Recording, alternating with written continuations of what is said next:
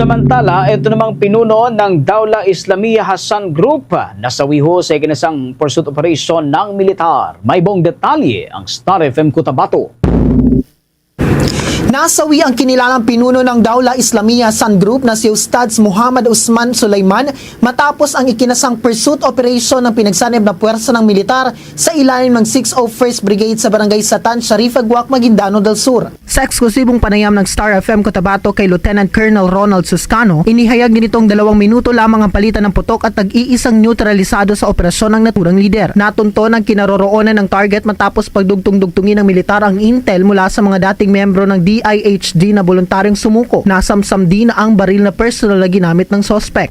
Actually, it was a very brief firefight. Nasa 2 minutes lang. We call it decisive military operations. Yung target na yon, si Ustadz Muhammad Usman Sulaiman, it was a very deliberate encounter.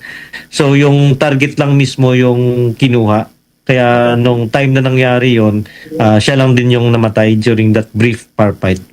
Kabilang sa mga karumal-dumal na ikinakabit sa DIHG ang sere ng pamumomba sa mga pampasaherong bus tulad ng Rural Bus sa Parang, Yellow Bus sa Coronadal at Tacurong, Husky Bus sa Isulan Terminal, ambush sa tropa ng 40 IB sa Dato Hofer at maging ang pagpatay sa 3 negosyante mula Batangas. Ayon pa kay Suscano, halos maubos na ang grupo dahil sa patuloy na pagsuko ng kanilang miyembro, dahilan para kanya-kanya na ang taguan at umaasa na lamang sa mga kaanak upang makasilong. Kaugnay nito, muling hinikayat ng militar ang mga natitirang kasapi ng DI Hassan Group na magbalik loob kaysa tuluyang sumunod sa sinapit ng kanilang lider. Giit pa ng opisyal, napakahalaga ng suporta ng komunidad upang tuluyan ng mabuwag ang grupo at target nilang bago matapos ang taong 2025, tuluyang mawasak ang natitirang puwersa ng DIHG.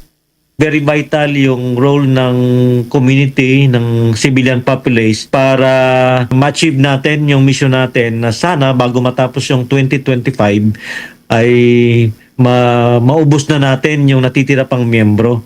At yan ang aking report mula dito sa himpilan ng 93.7 Star FM Cotabato. Ako si Bombo Sai Olis and this is Bombo Radio Philippines, the #1 and most trusted source of news and information.